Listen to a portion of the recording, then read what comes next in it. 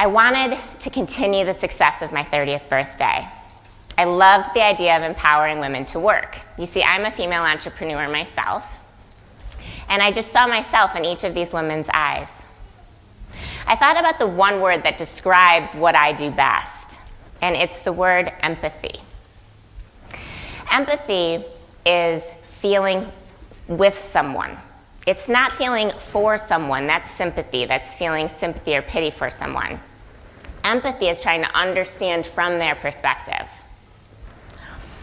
It's best described in this quote: "Don't judge someone until you have walked a mile in their shoes." Famous American proverb. You've all heard it. So I thought, well, what if I could take this figure of speech and make it real? What if I could literally walk a mile in someone else's shoes? I could travel to working women around the world, step into their shoes, and do what I do best. I'll make a film about my experience. That way I could showcase what it's really like to be these women. What are their struggles? But in addition to showing their struggles, I would also show the solutions, the incredible nonprofits that are working out there to provide small business loans, to skills training, business training to all of these women. And because I'm kind of a go big or go home person, I don't know if you've figured that out yet, but I didn't want to walk just 1 mile. I wanted to walk a marathon. 26 miles, 26 women, 26 charities, 26 stories of strength. Walk a Mile is an ongoing project for me, and every mile I walk teaches me something about creating change. And I'd like to share the first 3 miles with you today and the first 3 lessons that I've learned. Mile 1 was in Tanzania. I walked with a woman named Elizabeth. Elizabeth is an entrepreneur. She is a stove mason, and I'd love for you to watch her full story right now. Look at that smile! She's the best. Wow.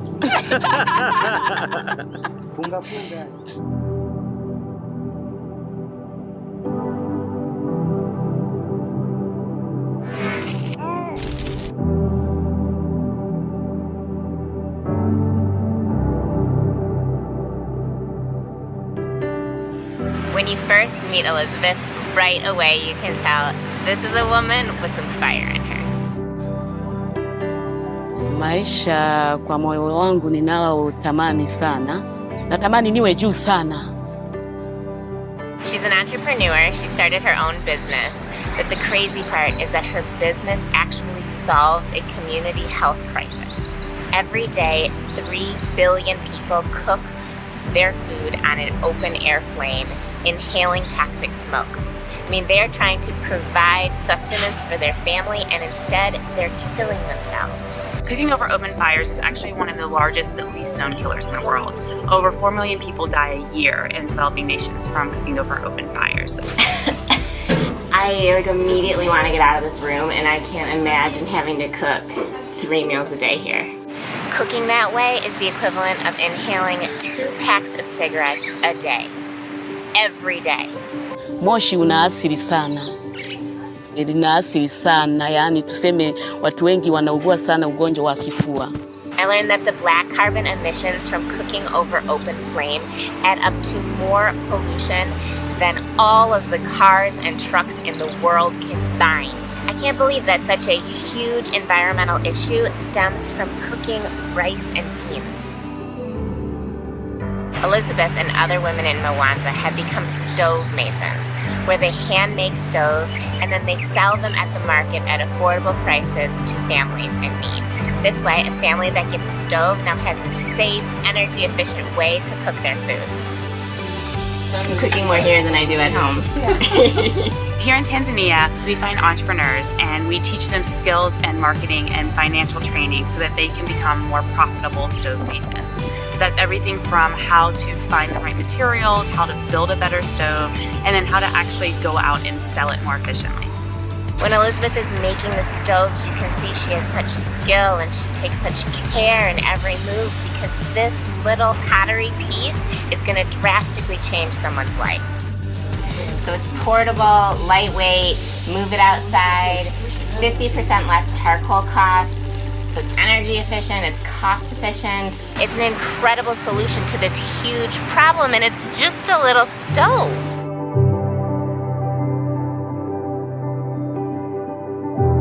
The stoves are an entrepreneurial solution, and Elizabeth is working for her own income. It's not a handout, it feels more of an empowerment and investment in this person, and seeing them thrive makes us know that we're on the right track.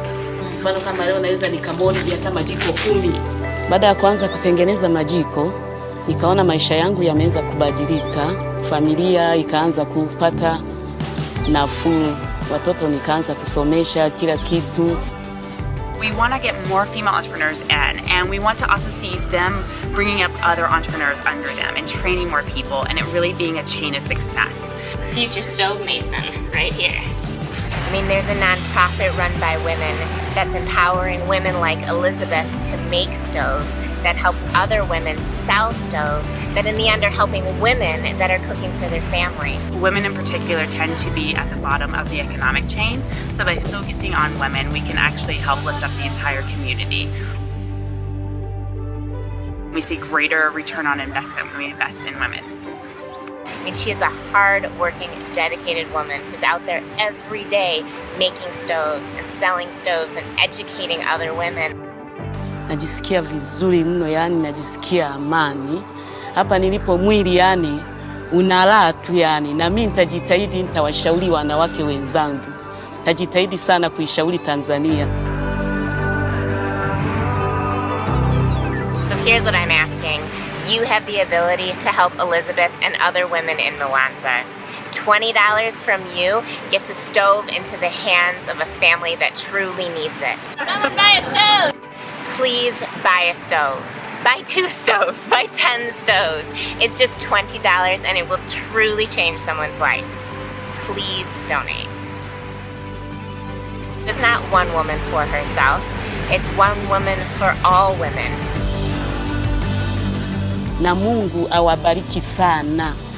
Yaani mimi natoa kwa niaba ya kikundi pamoja na jamii yote. Karibuni tena Mwanza.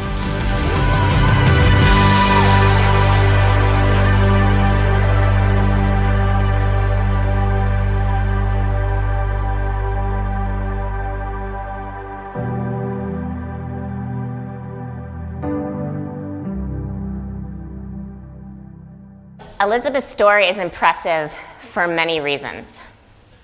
The setup of it is beautiful.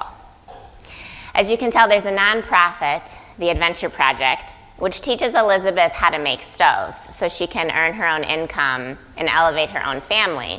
But at the same time, she can work to solve this health crisis.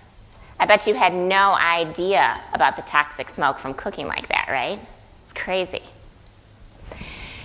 But the more impressive thing to me about Elizabeth was the beginning and the end of the video. I'm not sure if those of you in the back, if you could read the subtitles.